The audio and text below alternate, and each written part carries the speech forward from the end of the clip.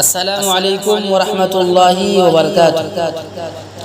الحمد للہ رب العالمین والصلاة والسلام علی رسولہ الکریم، اما بعد فاعوذ باللہ من الشیطان الرجیم، بسم اللہ الرحمن الرحیم۔ لن ينال الله لحومها ولا دماؤها ولكن يناله التقوى منكم۔ وقال النبي صلى الله عليه وسلم من وجد ساعة ولم يضحي فلا يقربن مصلانا، رواه ابن ماجہ۔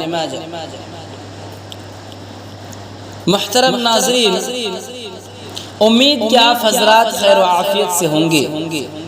آج کے اس ویڈیو کا میرا ٹاپک ہے قربانی کا اصلی مقصد کیا ہے اور ہم قربانی کیوں کرتے ہیں، قربانی کا حکم کیوں دیا گیا۔ ناظرین، قربانی کا سب سے پہلا مقصد تو اللہ تعالیٰ کو خوش کرنا ہے۔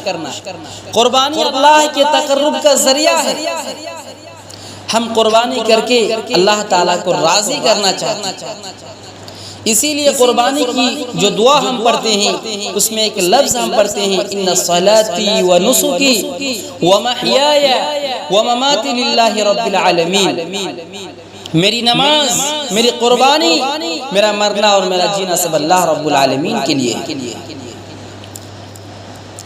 یہ قربانی حضرت ابراہیم خلیل اللہ کی یادگار ہے۔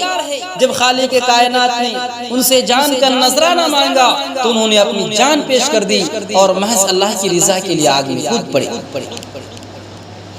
اسی طرح جب اللہ تعالیٰ نے ابراہیم علیہ السلام سے اکلوتے بیٹے حضرت اسماعیل علیہ السلام کی قربانی مانگی تو ابراہیم علیہ السلام قربانی دینے کے لیے تیار ہو گئے، اور اس طرح تیار ہو گئے کہ جب ابراہیم علیہ السلام 80 سال کی عمر کو پہنچے تو انہوں نے اللہ سے یہ دعا کی، ربی ہب لی من الصالحین، فبشرناہ بغلام حلیم، فلما بلغ معه السعی قال یا بنی انی ارى فی المنام انی اذبحک فانظر ماذا ترى، قال يا أبت افعل ما تؤمر ستجدني إن شاء الله من الصابرين، فلما أسلم وتله للجبين وناديناه أن يا إبراهيم قد صدقت الرؤيا إنا كذلك نجزي المحسنين۔ حضرت ابراہیم علیہ السلام 80 سال کی عمر میں اللہ سے دعا کر رہے ہیں کہ اللہ تو مجھے ایک نیک و صالح اولاد عطا فرما۔ تو اللہ تعالیٰ نے حضرت ابراہیم علیہ السلام کو حضرت اسماعیل علیہ السلام کی خوشخبری دی، یعنی حضرت اسماعیل علیہ السلام پیدا ہوئے۔ جب حضرت اسماعیل علیہ السلام چلنے پھرنے کے قابل ہو گئے تو ابراہیم علیہ السلام نے حضرت اسماعیل علیہ السلام سے کہا، یا بنی انی ارى فی المنام انی اذبحک فانظر ماذا ترى، اے میرے بیٹے، اے میرے لخت جگر، بے شک میں خواب میں دیکھتا ہوں کہ میں تمہیں ذبح کر رہا ہوں، فانظر ماذا ترى، اے میرے بیٹے بتا کہ اب تمہاری کیا رائے ہے۔ آج کل اگر ہمارے معاشرے میں کوئی باپ اپنے بیٹے سے پوچھے، کوئی باپ اپنے بیٹے سے ایسا سوال کرے یا ایسی بات کہے کہ بیٹے میں خواب میں دیکھتا ہوں کہ میں تمہیں ذبح کر رہا ہوں، تمہاری کیا رائے ہے، تم کیا کہنا چاہتے ہو، تو آج کل کے بیٹوں کا جواب کچھ ایسا ہوگا کہ میرے باپ کو مجھ سے دشمنی ہے، شاید میرے باپ کو مجھ سے دشمنی ہے، وہ مجھے ذبح کرنا چاہتے ہیں۔ لیکن حضرت ابراہیم علیہ السلام کے فرما بردار بیٹے حضرت اسماعیل علیہ السلام کا جواب جو سنیے، حضرت اسماعیل علیہ السلام جواب دیتے ہیں، قرآن مجید میں اس کا نص یوں کھینچا ہے، یا ابت افعل ما تؤمر ستجدنی انشاء اللہ من الصابرین، اے میرے ابو جان، اے میرے ابو جان، آپ کو جو حکم ملا ہے آپ کر ڈالیے، انشاءاللہ آپ مجھے صبر کرنے والوں میں سے پائیں گے۔ بیٹے کے جواب سنتے ہی حضرت ابراہیم علیہ السلام حضرت اسماعیل علیہ السلام کو چٹیل میدان کی طرف لے جاتے ہیں، اور وہاں پہنچنے کے بعد جب اسماعیل علیہ السلام کے گردن پر چھری رکھنے کے لیے تیار ہوتے ہیں، پھر آسمان سے آواز آتی ہے وَنَادَيْنَاهُ يَا إِبْرَاهِيمُ قَدْ صَدَّقْتَ الرُّؤْيَا إِنَّا كَذَلِكَ نَجْزِي الْمُحْسِنِينَ۔ اے ابراہیم تو نے اپنا خواب سچ کر دکھایا، یقیناً ہم نیکی کرنے والوں کو اسی طرح بدلہ دیتے ہیں۔ اے ابراہیم ہمارا مقصد تمہارے بیٹے کو ذبح کروانا نہیں ہے، ہمارا مقصد تو تمہارے دل کا جذبہ دیکھنا ہے کہ تم اللہ کی راہ میں کس حد تک قربانی دے سکتے ہو۔ پھر اللہ تعالیٰ آگے فرما رہے ہیں إِنَّ هَذَا لَهُوَ الْبَلَاءُ الْمُبِينُ، یہ بہت بڑا امتحان تھا، یہ ایک بہت بڑی آزمائش تھی، اس لیے اے امت محمد یا تم بھی اپنی جانوں کو بلکہ ہر پیاری سی پیاری چیز کو اللہ کے لیے وقف کر دو۔ بہرحال قربانیاں کیجئے، بڑے شوق سے کیجئے، لیکن اس جذب عقیدت سے کیجئے جس کا ہمیں اللہ اور اس کے رسول کی طرف سے کرنے کا حکم دیا گیا۔ اس میں محض اللہ کی رضا مطلوب ہو، فخر ریا اور شہرت کے لیے نہ ہو۔ لیکن افسوس سب افسوس، آج اگر ہمارے معاشرے میں جھانک کر دیکھیں تو ہمیں پتہ چلتا ہے کہ قربانی سے کچھ دن پہلے ہی بہت سے لوگ چائے کے دکانوں میں، ہوٹلوں میں، چوراہے میں بیٹھ کر آپس میں ایک دوسرے سے بحث و مباحثہ کرتے ہیں اور کہتے ہیں کہ بھائی جان آپ نے امسال کتنی رقم میں قربانی خریدا؟ تو وہ شخص جواب دیتے ہیں کہ ہم نے امسال 10,000 میں قربانی خریدا۔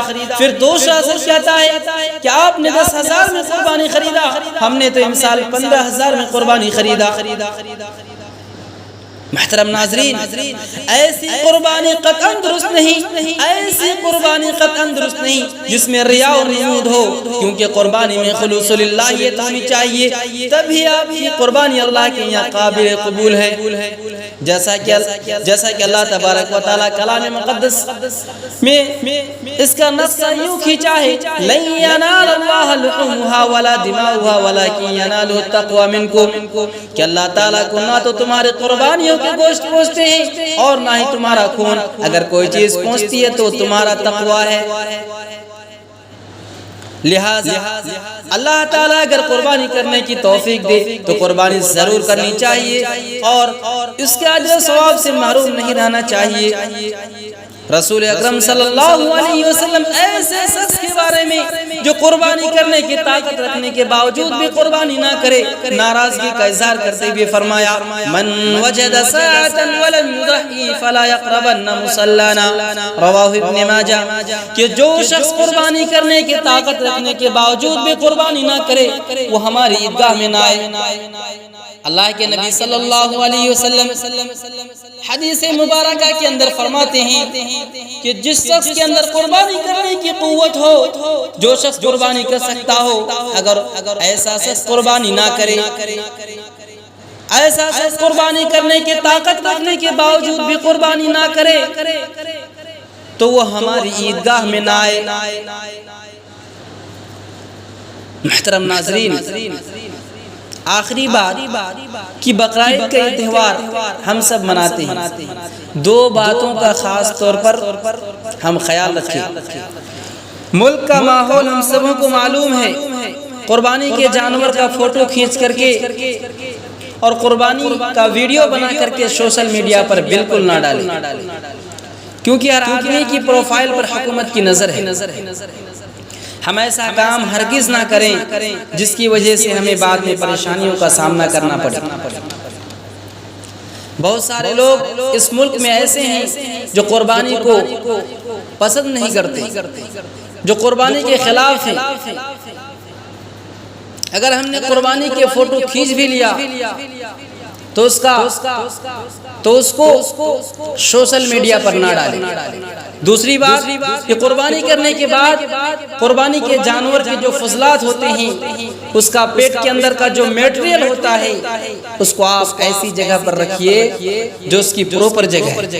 ادھر ادھر جانوروں کی ہڈیاں پھینک دینا، اس کے فضلات کو پھینک دینا، جس کی وجہ سے ہم بیمار ہو جاتے ہیں، اور آخرکار حالات یہ ہوتے ہیں کہ جب ہم کسی محلے سے گزرتے ہیں تو ناک پر ہاتھ رکھ کر گزرتے ہیں، ہمیں برا لگتا ہے، ہمیں بدبو محسوس ہوتی ہے جبکہ ہم گوشت کھاتے ہیں۔ اب سوچئے ان کے دل میں کیا گزر رہی ہوگی جو گوشت کھاتے نہیں ہیں، جو ان سب چیزوں سے نفرت کرتے ہیں۔ تو صفائی کا خیال رکھیں، قربانی کے فضلات وغیرہ عام راستے پہ نہ پھینکیں۔ محترم ناظرین، قربانی کے تعلق سے یہ چند اہم باتیں تھیں۔ رب العالمین سے دعا ہے کہ رب العالمین تو ہم سبوں کی قربانیوں کو قبول فرما، آمین۔ وآخر دعوان الحمدللہ رب العالمین۔ السلام علیکم ورحمۃ اللہ وبرکاتہ۔